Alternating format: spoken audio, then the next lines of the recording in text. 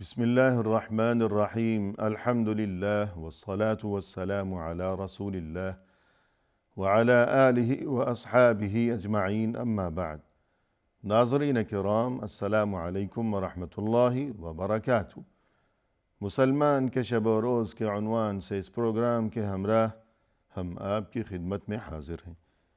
آج کی اس ملاقات میں ہمارا موضوع گفتگو ہے انسان کی معاشرتی ذمہ داریاں، یعنی یہ جو انسانی معاشرہ ہے تو اس معاشرے میں رہتے ہوئے ہر انسان کی کچھ ذمہ داریاں ہیں۔ اولاً تو یہ کہ انسان کا مزاج ایسا ہے طبعی طور پر کہ انسان کے معنی ہے مانوس ہونے والا، کہ انسان کے لیے یہ بات ضروری ہے کہ وہ انسانوں کے ساتھ ہی رہا کرے، اور یہ کہ انسانی آبادی سے دور الگ تھلگ کسی دور دراز مقام پر اکیلا اور یہ کہ تنہا زندگی بسر کرنا اس کے لیے ممکن نہیں ہے۔ انسان مدنی الطبع ہے کہ یہ چیز اس کی طبیعت میں فطری طور پر شامل ہے کہ وہ انسانی آبادی کے اندر رہے، اور جب وہ انسانی آبادی میں رہے گا معاشرے کے درمیان، تو پھر یقیناً اس کی بہت سی ذمہ داریاں ہیں۔ ہر کوئی اپنی ان ذمہ داریوں کو جب سمجھے گا، احساس کرے گا اور خلوص نیت کے ساتھ اور مکمل کوشش کے ساتھ جب ہر کوئی اپنی ذمہ داریاں نبھائے گا، تو یقیناً تبھی معاشرے میں امن و امان کی اور یہ کہ سکون و اطمینان کی فضا قائم و دائم رہے گی۔ ورنہ یہ کہ اگر ہر کوئی اپنی ذمہ داری سے جی چرانے لگے اور یہی امید رکھے ہمیشہ کہ دوسرے اپنی ذمہ داریاں پوری کریں، دوسروں کے ذمے میرے جو حقوق ہیں وہ ادا کیا کریں، لیکن میرے ذمے دوسروں کے جو حقوق و فرائض ہیں مجھے اس جانب توجہ دینے کی کوئی ضرورت نہیں ہے، تو نہایت یہ قبیح ترین عمل ہو جائے گا۔ قرآن کریم میں اللہ سبحانہ و تعالی نے ارشاد فرمایا کہ یا ایہا الذین آمنوا ارکعوا واسجدوا واعبدوا ربکم وافعلوا الخیر لعلکم تفلحون۔ اے ایمان والو، تم رکوع کیا کرو اور سجدہ کیا کرو اور اپنے رب کی عبادت کرتے رہا کرو، اور یہ کہ تم ہمیشہ خیر یعنی بھلائی کرتے رہا کرو تاکہ تمہیں کامیابی نصیب ہو سکے۔ اس آیت کے ابتدائی حصے میں پہلے جو رکوع و سجود کا حکم دیا گیا، اللہ کی عبادت کا حکم دیا گیا، تو یقیناً اس چیز کا تعلق حقوق اللہ سے ہے کہ انسان کے ذمے اس کے خالق و مالک اللہ عز و جل کے جو حقوق ہیں کہ اللہ کی عبادت اور رکوع و سجود وغیرہ، انسان اس چیز کی پابندی کیا کرے۔ لیکن اس کے بعد آیت کے آخری حصے میں یہ جو حکم دیا گیا کہ وَافْعَلُوا الْخَيْرَ، تم ہمیشہ بھلائی کرتے رہا کرو، تو یہاں بطور خاص خیر یعنی بھلائی سے وہ بھلائی مراد ہے جو کہ ایک انسان دوسرے انسان کے ساتھ کیا کرتا ہے۔ تو حقوق اللہ کا حکم بھی دیا گیا اسی آیت میں، اور اس کے ساتھ ہی حقوق العباد کی ادائیگی اور فکر و جستجو کا حکم بھی دیا گیا۔ رسول اللہ صلی اللہ علیہ وسلم نے ایک موقع پر ارشاد فرمایا کہ خیر الناس انفعهم للناس، لوگوں میں بہترین شخص وہ ہے کہ جو لوگوں کے لیے زیادہ سے زیادہ نافع و مفید ہوا کرے، یعنی بہترین انسان وہ ہے کہ جس کی شخصیت سے، جس کی ذات سے دوسروں کو ہمیشہ نفع پہنچا کرے، فائدہ پہنچا کرے، تو انسان دوسروں کو ہمیشہ فائدہ ہی پہنچایا کرے۔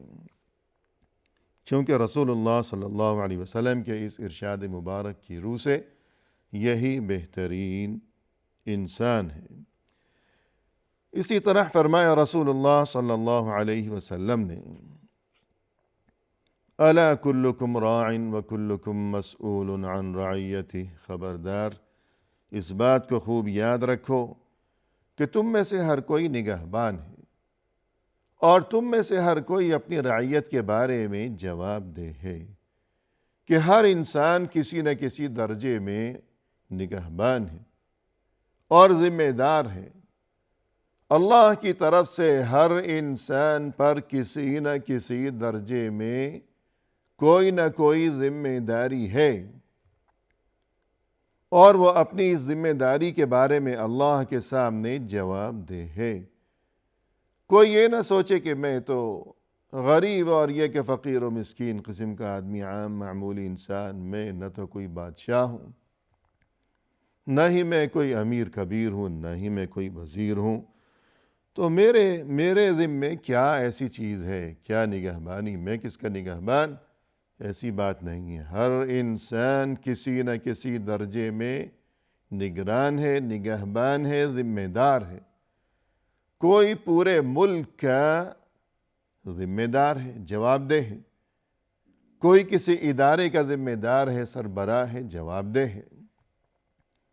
کوئی اپنے گھر کے بارے میں ذمہ دار ہے، جواب دہ ہے، ورنہ کم از کم یہ کہ ہر انسان کا خود اپنا یہ وجود، اپنا یہ سراپا اللہ کی طرف سے عطا فرمودہ اس کا یہ جسم، اس کا یہ بدن، تو یہ چیزیں اس کے پاس اللہ کی طرف سے یقیناً امانت ہیں، اور یہ کہ وہ ان امانتوں کے بارے میں، ان نعمتوں کے بارے میں وہ نگران ہے، نگہبان ہے، ذمہ دار ہے، اور اللہ کے سامنے جواب دہ ہے۔ تو جب بات یہاں تک سمجھ میں آ گئی کہ ہر کوئی ذمہ دار ہے، اور بالخصوص یہ کہ معاشرتی زندگی کے حوالے سے، کہ معاشرے کے درمیان، انسانی آبادی کے درمیان رہتے ہوئے انسان کی جو ذمہ داریاں ہیں، تو اس چیز کو رسول اللہ صلی اللہ علیہ وسلم کے اس ارشاد مبارک کی روشنی میں یوں سمجھنا چاہیے کہ آپ صلی اللہ علیہ وسلم نے ایک بار یہ ارشاد فرمایا کہ مثل القائم على حدود الله والواقع فيها كمثل قوم استهموا على سفينة، وہ انسان جو اللہ کے احکام پر پابندی کے ساتھ عمل کیا کرتا ہو، اور وہ انسان جو اس سلسلے میں غفلت میں مبتلا ہو، دونوں کی مثال اس طرح ہے کہ فرض کیجئے کہ کچھ لوگوں نے مل کر مشترک طور پر ایک کشتی حاصل کی، کہ کسی جگہ جانا مقصود ہے، کہ دریائی سفر ہے، بحری سفر ہے، کہ سمندری سفر وہ لوگ کر رہے ہیں، کوئی کشتی ہے، بحری جہاز ہے مثلا، اب وہ سب اس میں سوار ہو گئے، وہ سب مسافر ہیں، وہ سب شریک ہیں۔ اب کیفیت یہ ہوئی کہ فَأَصَابَ بَعْضُهُمْ أَعْلَاهَا وَبَعْضُهُمْ أَسْفَلَهَا، کچھ لوگوں کے حصے میں کشتی کا بالائی حصہ آیا، اوپر انہیں جگہ ملی ہے، جبکہ دیگر کچھ لوگوں کو جو زیری حصہ ہے کشتی کا نچلا حصہ، وہاں جگہ ملی ہے۔ اب بیٹھ گئے سب اپنی اپنی جگہ، کوئی اوپر اور کوئی نیچے، جہاں جسے جگہ ملی ہے، اور یہ کہ کشتی رواں دواں ہو گئی۔ فَكَانَ الَّذِينَ فِي أَسْفَلِهَا إِذَا اسْتَقَوْا مِنَ الْمَاءِ مَرُّوا عَلَى مَنْ فَوْقَهُمْ، اب یہ لوگ جو کہ نیچے ہیں کشتی کے نچلے حصے میں، جب انہیں پانی کی ضرورت پیش آتی تو یہ اوپر جاتے، اور وہاں سے رسی وغیرہ لٹکا کر دریا سے پانی حاصل کرتے، پھر نیچے آتے۔ فقالوا، ایک بار وہ یوں کہنے لگے، لو انا خرقنا فی نصیبنا خرقا ولم نؤذ من فوقنا، یہ کیا معاملہ ہے؟ ہم تو نیچے ہیں، پانی ہم سے قریب ہے، نیچے یہاں دریا کا پانی، سمندر کا پانی، پھر یہ کیا بات ہوئی کہ جب ہمیں پانی کی ضرورت پیش آتی ہے تو ہم رسی ڈول اٹھاتے ہیں، اوپر جاتے ہیں، خود اپنے آپ کو بھی ہلکان کرتے ہیں، اوپر والوں کو، اپنے پڑوسیوں کو بھی ہم ستاتے ہیں۔ تو یہ کیا معاملہ ہے؟ تو کیوں نہ ایسا کیا جائے کہ پانی تو ہمارے قریب ہے، تو ہم کشتی میں یہاں نیچے سوراخ کر لیں اور یہیں سے پانی لے لیا کریں جب ہمارا دل چاہے گا۔ فَإِنْ يَتْرُكُوهُمْ وَمَا أَرَادُوا هَلَكُوا جَمِيعًا۔ اب اگر یہ کشتی میں نیچے سوراخ کرنے لگے، اوپر والوں نے یہ منظر دیکھا کہ سوراخ کر رہے ہیں، اب اگر وہ یوں کہیں کہ ان کا حصہ ہے نچلا، یہ جو مرضی کریں، ہمیں کیا لینا دینا، اپنے حصے میں، اپنی جگہ پر، اپنی زمین میں، اپنے گھر میں،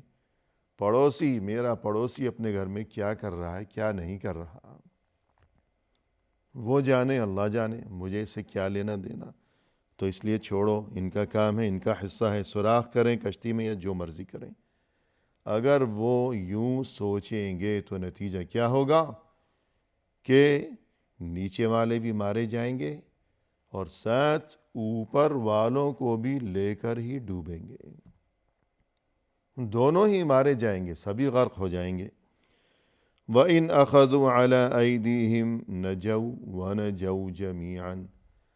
لیکن اگر اوپر والے آئے دوڑتے ہوئے کہ ارے کیا کر رہے ہو، ارے اللہ سے ڈرو، کچھ عقل سے کام لو، انہیں روکا، انہیں سمجھایا، انہیں منع کیا، آگے بڑھ کر ان کے ہاتھوں کو انہوں نے روک دیا کہ ایسا غضب نہ کرو، مت کرو سوراخ کشتی میں، تو نتیجہ کیا ہوگا کہ سبھی نجات پا جائیں گے، سبھی بچ جائیں گے، نیچے والے بھی ڈوبنے سے بچ گئے، اوپر والے بھی ڈوبنے سے بچ گئے۔ تو اس مثال کے ذریعے در حقیقت رسول اللہ صلی اللہ علیہ وسلم ہمیں، اپنی امت کو ہمیشہ کے لیے یہ بات سمجھانا چاہتے ہیں اور یہ پیغام دینا چاہتے ہیں کہ اگر ہم دیکھیں کہ ہم میں سے کوئی غلط کام کر رہا ہے تو ہماری یہ معاشرتی اور دینی و اخلاقی ذمہ داری ہے کہ ہم آگے بڑھیں پیار اور حکمت و دانش کے ساتھ، نرمی کے ساتھ، اور یہ کہ محبت سے اسے سمجھانے کی کوشش کریں، اس لیے کہ یہ صرف اس کا معاملہ نہیں ہے، یہ ہم سب کا معاملہ ہے۔ اس کی بھلائی اور اس کی نجات اور اس کی کامیابی ہم سب کی کامیابی ہے، اس کی خوشی میں ہماری خوشی ہے اور اس کے غم میں ہمارا غم ہے، اس کی بربادی میں ہماری بربادی کا سامان ہے کہ اللہ نے انسانی آبادی کو اسی کیفیت میں پیدا فرمایا ہے کہ سبھی کے جو مفادات ہیں وہ مشترک ہیں، سبھی کے مفادات وہ باہم آپس میں پیوست ہیں، پیوست جڑے ہوئے ہیں۔ یہ کوئی نہیں سوچ سکتا، کوئی یوں نہیں کہہ سکتا کہ میرا پڑوسی یا وہ میرا جاننے والا یا میرا وہ رشتہ دار وہ ہنستا ہے یا روتا ہے یا ناکام ہے یا اچھے کام کرتا ہے یا برے کام کرتا ہے یا جو کچھ بھی ہے، مجھے اس سے کیا لینا دینا، اچھے کام کرے برے کام کرے، جیے یا مرے، ایسی بات ہرگز نہیں ہے۔ یہ بقائے باہمی، ایک کی زندگی سبھی کی زندگی، ایک کی خوشی سبھی کی خوشی، اور ایک کی ناکامی سبھی کی ناکامی، کہ جس نے ایک انسان کی زندگی بچائی ہے، اس نے گویا کہ تمام انسانیت کی زندگی بچائی ہے کہ وَمَنْ أَحْيَاهَا فَكَأَنَّمَا أَحْيَا النَّاسَ جَمِيعًا۔ ایک انسان کو جس نے بچایا ہے، اس نے گویا سبھی انسانوں کی زندگی کو بچا لیا کہ اصل چیز تو انسانیت ہے۔ ایک انسان کو بچایا تو سبھی انسان، باقی انسان بھی اسی جیسے ہیں۔ آج اس کے دل میں یہ احساس ہے، اس نے ایک انسان کی زندگی بچائی ہے، تو یہ احساس، اس کا مطلب یہ ہے کہ یہ احساس تو ہمیشہ اس کے دل میں جاگزی رہے گا کہ انسان کا مزاج تو ہمیشہ ایک ہی جیسا رہتا ہے، یعنی کل اگر پھر خدا نخواستہ اسے کوئی انسان نظر آیا کسی مشکل میں تو کل پھر یہ آگے بڑھے گا، اس کی جان بچائے گا، اس کی مدد کرے گا۔ اور اس کے برعکس جس نے ایک انسان کو مار ڈالا فَكَأَنَّمَا قَتَلَ النَّاسَ جَمِيعًا، گویا اس نے سبھی کا خون کر ڈالا ہے۔ الغرض یوں انسانی معاشرے میں رہتے ہوئے یہ زندگی کا سفر تبھی خوش اسلوبی کے ساتھ رواں دواں رہ سکے گا کہ جب ہر کوئی اپنی ذمہ داری کو سمجھے گا اور اپنی ذمہ داری کو صدق نیت کے ساتھ اور یہ کہ سچے دل کے ساتھ نبھانے کی کوشش کرتا رہے گا۔ اب معاشرے میں یہ جتنے لوگ ہیں کہ ہم نے یوں کہا کہ ہر کوئی اپنی ذمہ داری کو سمجھے گا، تو مثلاً دین اسلام میں بطور خاص جو ہمیں اس سلسلے میں تعلیمات اور جن لوگوں کا تذکرہ نظر آتا ہے، مثلاً یہ کہ اگر کوئی شخص تاجر ہے، تجارت کیا کرتا ہے، اس کی یہ بہت بڑی ذمہ داری ہے اللہ اور رسول صلی اللہ علیہ وسلم کی طرف سے، اور یہ کہ دین اسلام کی طرف سے کہ یہ تاجر قسم کے جو انسان ہے ہمیشہ امانت و دیانت، راست بازی سے ہمیشہ کام لیا کرے، اور یہ کہ اپنی تجارت میں وہ امانت و دیانت کو، سچائی کو، راست بازی کو اپنا شیوہ و شعار اور اپنا نصب العین بنایا کرے، اور ہر قسم کا یہ دھوکہ، یہ مکر و فریب اور یہ کہ جعل سازی، ملاوٹ، ذخیرہ اندوزی اور منافع خوری اور یہ کہ جھوٹی قسمیں کھا کھا کر کسی معمولی اور گھٹیا چیز کو بہت اعلیٰ اور عمدہ اور قیمتی بنا کر کسی کو بیچ ڈالنا، تو یہ چیزیں جو ہیں انتہائی یہ گھٹیا قسم کی حرکتیں، تاجر قسم کا اگر کوئی انسان ہے تو اسے اس سلسلے میں اپنی ذمہ داری کو سمجھنا چاہیے۔ اور بھی اس کے علاوہ بہت سے ایسے افراد ہیں معاشرے میں کہ بطور خاص جنہیں اس بات کی تاکید و تلقین کی گئی ہے دین اسلام میں کہ وہ اپنی ذمہ داریوں کو ہمیشہ یاد رکھیں، لیکن آج کی اس ملاقات میں ہم اسی پر اکتفا کرتے ہیں۔ فی امان اللہ، وآخر دعوانا ان الحمد للہ رب العالمین۔